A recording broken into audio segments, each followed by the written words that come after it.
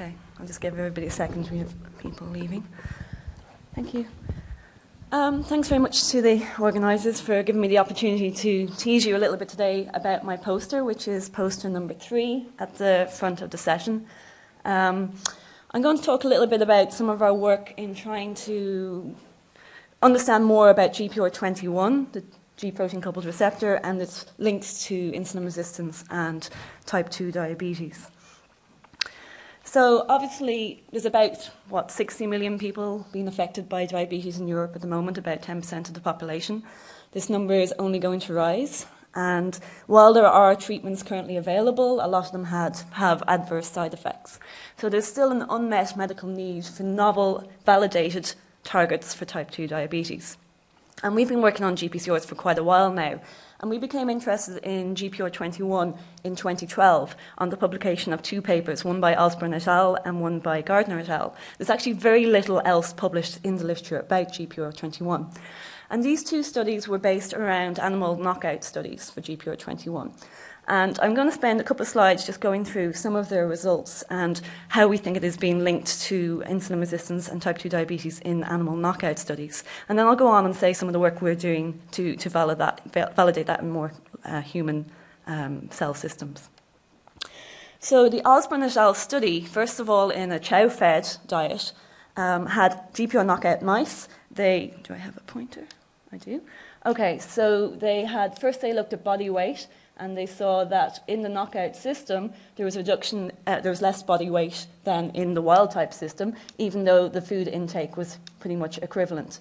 They also looked at glucose tolerance tests and insulin tolerance tests, which are pretty much bog-standard diabetes tests, and they saw improvements in the knockout systems in the chow-fed diet. They went on to study a high-fat diet, animal study, and again, the glucose tolerance tests and the insulin tolerance test, vast improvement in the knockout animal compared to the wild type. Here, they looked at the weight gain. It was about the equivalent for the wild type and the knockout, and the food intake was roughly the same as well. So they were trying to understand why the GPR knockout mouse had such an effect in terms of improved glucose tolerance and insulin tolerance tests. So they moved more towards studying macrophages. We know that GPR21, at least in the mRNA studies, has high levels in macrophages. So they took the wild type and the knockout macrophages, and they performed macrophage chemotaxis assays. And for all of the knockout macrophage studies, there was significantly reduced migration towards chemoattractants in their work. So they were linking the improvement in the insulin tolerance and the glucose tolerance effects to reduced inflammation associated with obesity. Okay? So our aims at looking at GPR21 was to try and develop novel pharmacological tools to help us to study the system and understand its links to diabetes. GPR21 is an orphan system. There's no known, or at least no published, ligands for this particular receptor. So we were trying to develop these novel tools to help us to understand the system. And we were also trying to move more towards human cells as opposed to animal knockout studies. So could we identify novel ligands? Could we identify novel antagonists / inverse agonists that could be potentially beneficial in insulin resistance and type 2 diabetes? So the approach that we first took was, first we had to develop an assay to test our compounds. There was a slight suggestion in the literature that GPR21 might be G-alpha-Q coupled. So using an IP1 assay, bog standard cisbio IP1 assay in transiently transfected GPR21 cells, we did validate that in terms of G-alpha-Q and G-alpha-15-16, it does appear that when co-transfected, GPR21 does seem to be constitutively active, and it is not in the presence of G-alpha-14. So we validated this many times in an IP1 assay, and we're also looking at another assay, which is a proprietary assay from an industrial collaboration that we're working with. Okay? We then went on, once we had the assay developed, to design a homology model, a structural model of the GPR21 receptor. There's no crystal structures out there, so we used templates available in the PDB.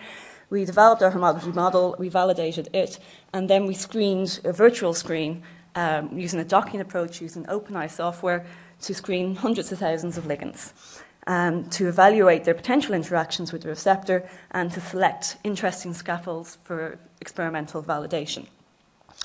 Now, at this stage, we have tested, we're testing in tens of compounds. There are about 30 compounds, I think, have been tested, mainly at 10 micromolar level, in the IP1 assay and in the proprietary assay. And at this stage, we think we might have identified a compound that backs both in terms of increasing and decreasing IP1 production. So potentially an agonist and potentially an inverse agonist / antagonist. But it's really, really early stage work for us. So we're at the process at the moment to try and optimize these compounds a little bit further.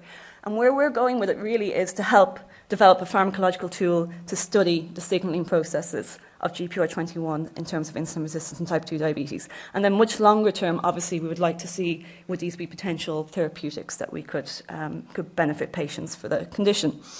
So we're in the process of optimizing these compounds at the moment. And like the last speaker, unfortunately, I can't show you too much about them because I'm blocked by, I think it's a 60-day hold to talk about them.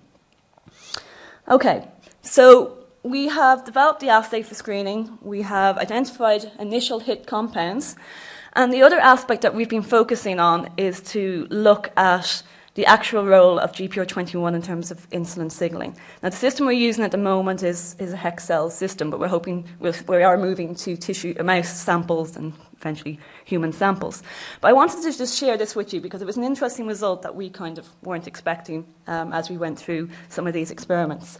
So we've been looking at AKT and AS160 phosphorylation. So AKT and AS160 are both proteins involved in the insulin signaling pathway, involved in getting GLUT4 to the membrane so glucose can be uptaken by the cell. And if we first look at normal transiently transfected hex cells with GPR21, and untransfected here as well, and we look at them in unstarved conditions, so fully supplemented media conditions. We see the kind of normal expected phosphor-AKT, phosphor-AS160, our actin shown loading, and the MIC tag, which is on our GPR21 showing GPR21 expression. Okay, so it's pretty much equivalent across all the different conditions. But then when we moved to the starved samples, so serum starved samples, straight away we started seeing some differences when we had or didn't have GPR21 expressed. Okay?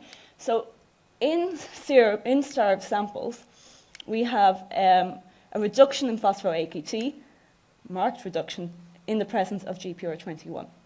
And we definitely have a reduction of phospho-AS160 as well. So this started, we weren't expecting it originally, but it started jumping out at us.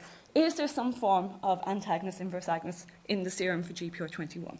Okay? So we're now exploring this a bit further because as it's an orphan receptor, we still don't know what ligands bind to it. It would be interesting to get a bit more detail on what is going on here and to try and get a better handle for the system. But we can definitely see that reducing the effect of GPR21 can be beneficial for the insulin signaling pathway. Okay, so what are we working on? Right, we've been working on hex cells, transiently transfected hex cells. We want to move to other cell lines, muscle cell lines, large use of glucose intake, hepatocytes. We want to look at more insulin signaling, IRS1, and we want to have a better feel for the role, the link between GPR21 and the insulin signaling process. We are currently studying expression levels of GPR21 in mouse samples. So in high-fat diet samples, in chow samples, to try and see if there's differences in the expression level. And hopefully in the short term, we're going to move to human samples. We have clinician collaborators as well, and we hope to move to human samples to investigate the GPR1 expression levels. And all of this is aimed at trying to determine if GPR21 expression could be some form of marker of insulin resistance, like a biomarker that could be used. If and when, hopefully, we validate our antagonists or inverse agonists, we then hope to move more towards the macrophage migration work. Okay, so Osborne et al. Validated that knocking out GPR21 in macrophages was beneficial in terms of macrophage migration. So can our small molecules, our pharmacological tools, have the same effect? Okay, so we're going to study macrophage migration versus adipocyte-conditioned media chemoattractants. Right, and then hopefully we'll move on to in vivo studies, animal studies, and further work like that. Okay, so what I wanted to get across, I guess, was that GPR21 is a very novel target. for potential target for insulin resistance and type 2 diabetes. It's very little studied. There's very little published on it. There's no known ligands. But there is evidence that if we can antagonize it or have an inverse agonist for it, it could be beneficial for these conditions. And we're hoping to use these tools to help us understand its role in the insulin signaling process and to develop new agents.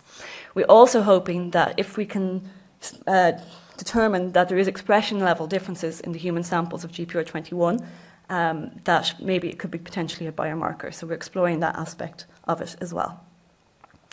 Okay, so that is what I wanted to cover, I guess. But really, if you want to talk about any of that in more detail, I will be at poster 3, and we can go through it. And obviously, I have to thank some of the people that have been involved in some of this work to date. The first is Dr. Elisa Benetti, who's our Italian collaborator and has been doing some of the animal work and providing the mouse tissue that we're analysing. Also, there's Professor John Finlay in NUIM Maynooth, who is a GPCR expert and knows everything there is to know about them.